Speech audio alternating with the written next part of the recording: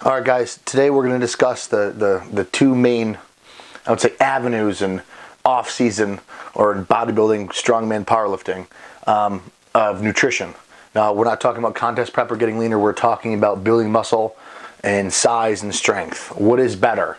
Higher carbohydrate, moderate protein, low fat, or lower carbohydrate, higher fat, moderate protein? I have two columns here, A and B, and I made percentages kind of give you an idea of what I'm referring to as higher or lower fat, higher or lower carb, all right? We're not talking about ketogenic diets, all right? We're not even going to talk about number of meals per day or spacing. We're going to talk about, in theory, what generally is better, or is there a specific time period where a higher fat diet is better than a higher carb diet, all right? We're first going to start with what everybody has a problem with, and that is poor appetite in the off-season. Everybody complains of poor appetite in the off-season, have trouble getting down the food on a regular basis, and being consistent. And obviously, as you guys know, building muscle is not easy. You have to be very, very consistent with your eating. You have to have a surplus of calories in over a period of time, and you have to be very, very consistent. Being perfect for 5-6 weeks and then falling off for 2 or 3, being consistent for 2 or 3 weeks and then falling off for a week doesn't cut it. Or a lot of people start off with 6 solid meals, they're going really well, and they're getting 3 meals a day because their appetite is so poor. Now, it becomes repetitive, obviously. We can't have time to repetitively eat 6 gourmet meals a day, so a lot of these meals are repetitive.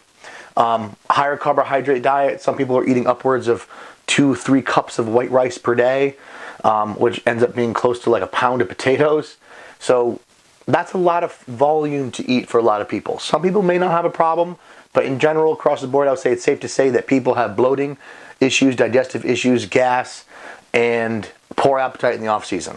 Now, in my opinion, I think the best way to approach this is having a blend of A and B together. Meaning, when your appetite is very strong and it's going well, you stay with your higher carbohydrate, low fat diet. Lower fat. I'm not saying low fat like below 10% calories, but you stay with that. Then you might hit a period where you have lower appetite. Then you might switch to B, where you're breaking down the same calories you're intaking, but you're changing the ratios. I mean, most people could easily sit here and eat 3, 4, 5 tablespoons of peanut butter over 6 pieces of bread. So you're still getting the calories in there. It's not really going to break the bank in the sense of slowing down your progress.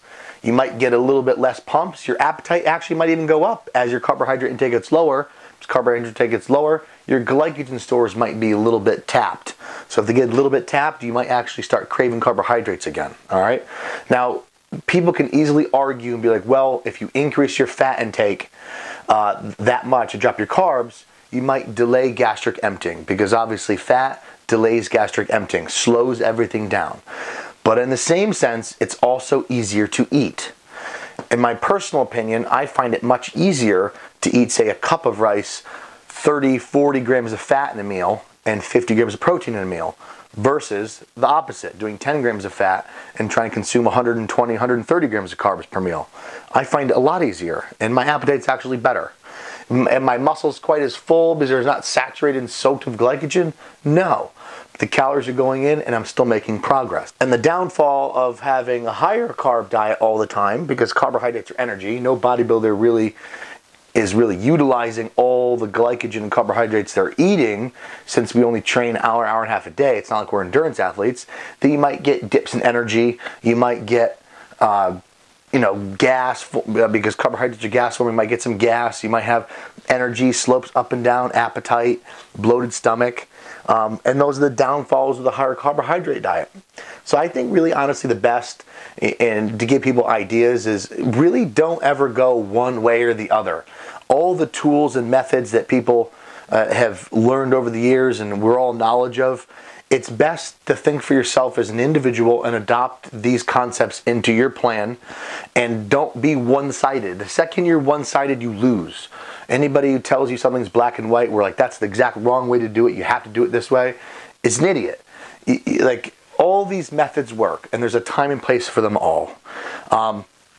For all you guys out there who have like, IBD or IBS, I have ulcerative colitis and Crohn's. It's, I haven't had much of a problem at all since I've done a higher fat, low carb diet.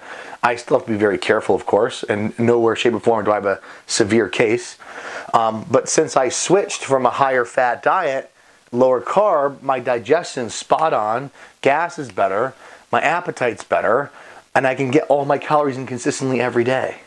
That goes against the theory of the people who like the higher amount of carbohydrates who always state that, well, if you eat that much fat, you're going to be fuller, things digest slower.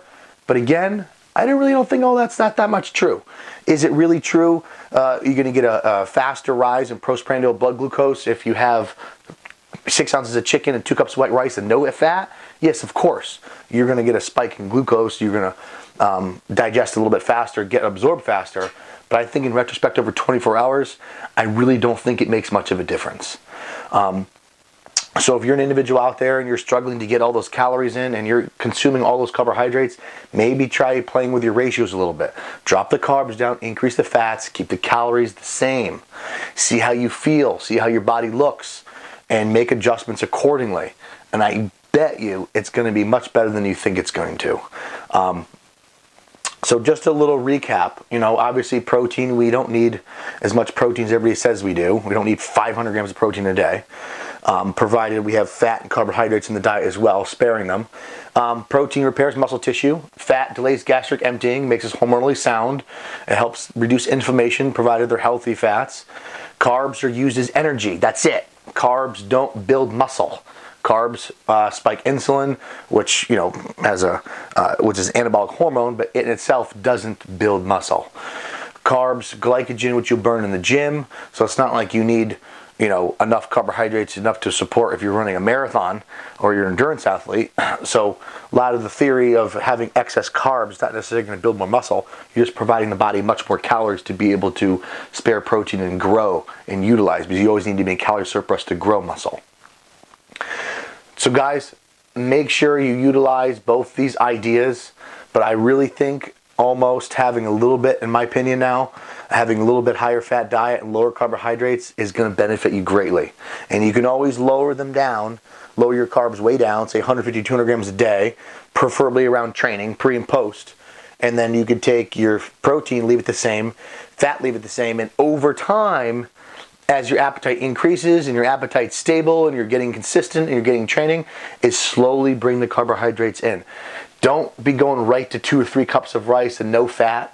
I mean, do these both work? Yes. There's bodybuilders that are successful on A and successful on B. But in reality, you might not be that famous guy who's successful on A. You might be a B person. So find out what works for you. Think outside the box. Don't neglect anything of knowledge that you guys hear. Don't be one-sided. Mix it up. Put all these information into your toolbox and use it as you go along. All right, guys, I hope I didn't confuse you, go too much.